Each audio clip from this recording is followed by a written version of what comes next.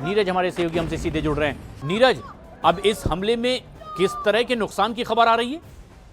देखिए, अब तक प्रशांत, जो थोड़ी देर पहले आपसे बातचीत हुई थी उस समय घायलों की संख्या का पता नहीं था, लेकिन जो अब खबरें आ रही हैं इजराइल से उसमें 20 लोगों के घायल होने की खबर है। लेकिन क्या डिमोना में जो परमाणु सेंटर है, सबसे महत्वपूर्ण परमाणु सेंटर है प्रशांत, और आपको बता दें कि इजराइल के दक्षिणी हिस्से में नेगेव डेजर्ट जो है, नेगेव का जो रेगिस्तान है, वहां डिमोना पड़ता है। और डिमोना के न्यूक्लियर फैसिलिटी पे हमला हुआ है कि नहीं एग्जैक्टली इस बारे में अभी आधिकारिक तौर पे जानकारी आनी सामने है, लेकिन टारगेट उसी को किया गया था और उसके आसपास ये जो मिसाइल है वो जाकर गिरा है। जो अब तक जानकारी सामने आई है, तमाम जो फायर एंड रेस्क्यू सर्विसेज के लोग हैं वो वहां पहुंच चुके हैं, लेकिन 20 लोगों के अब तक घायल होने की खबर है प्रशांत। बिल्कुल, यानी नीरज, फिलहाल अब ये जो प्राथमिक तौर पर खबर आ रही है, क्या ये माना जाए कि अटैक की वजह से लोग घायल हुए, ये किसी तरीके के रेडिएशन की चपेट में आने वाले लोग नहीं है? क्या कुछ और क्लैरिटी मिल रही है इन दावों के साथ?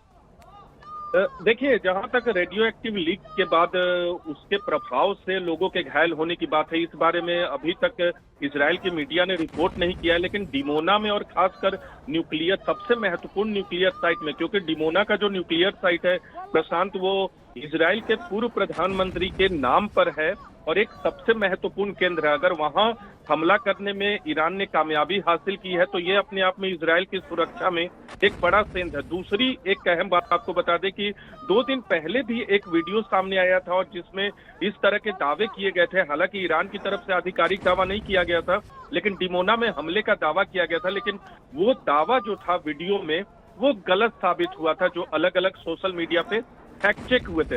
अब डिमोना में ये हमला हुआ है, लेकिन क्या न्यूक्लियर साइट, जहां न्यूक्लियर फैसिलिटी है या न्यूक्लियर फैसिलिटी के कॉम्प्लेक्स के अंदर ये मिसाइल गिरा है, इसके लिए थोड़ा सा इंतजार करना होगा।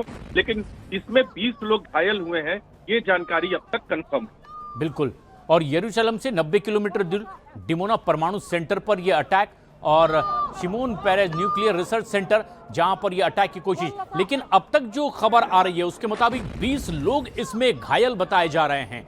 लेकिन अब यह बात तो जाहिर हो चुकी है नीरज कि जो डिफेंस सिस्टम तगड़ा होने का दावा किया जा रहा था, उसी चकमा देकर के यह अटैक करने में ईरान कामयाब हुआ है इजराइल में।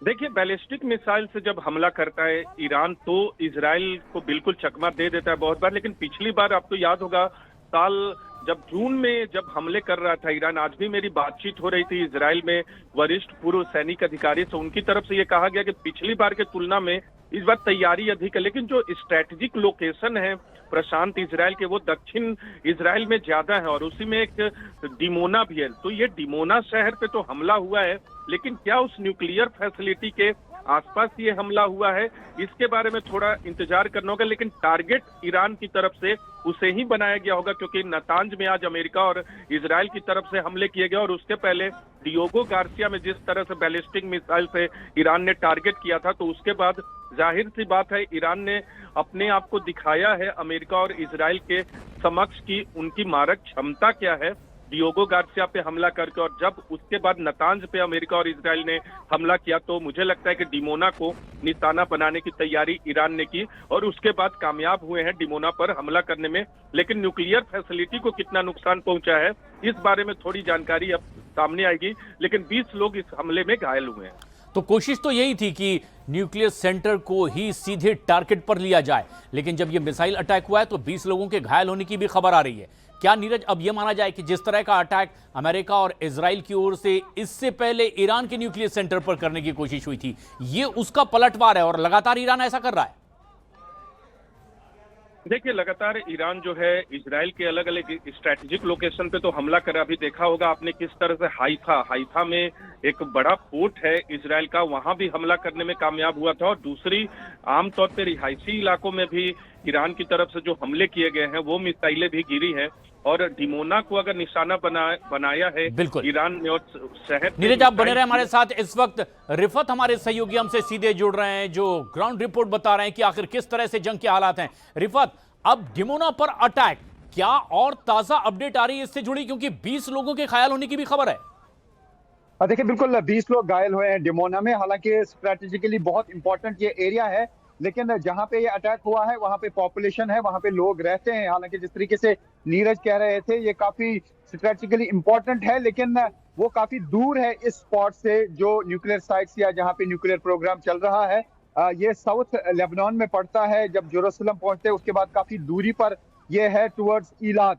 और चूंकि मैं इस पूरे एरिया में जा चुका हूं और ये जो अकाबा बॉर्डर है उसकी ओर जब जाते हैं तो बीच में ये डिमोना आता है और वहां पर ही इसराइल के न्यूक्लियर प्रोग्राम की साइट है। लेकिन ये जो जहां पे ये मिसाइल डायरेक्ट हिट कर गया है ये एक बस्ती का एरिया है और अभी तक 20 लोगों के घायल होने की वहां पे खबर है। जी बिल्कुल, और ये बहुत अहम खबर भी है कि 20 लोग, लेकिन निशाने पर क्या वो न्यूक्लियर सेंटर ही था और वो अपने निशाने से चूका है, रिहायशी इलाकों पर गया है? क्या इससे जुड़ी अपडेट है जो दर्शकों तक पहुंचाई जा सकती है?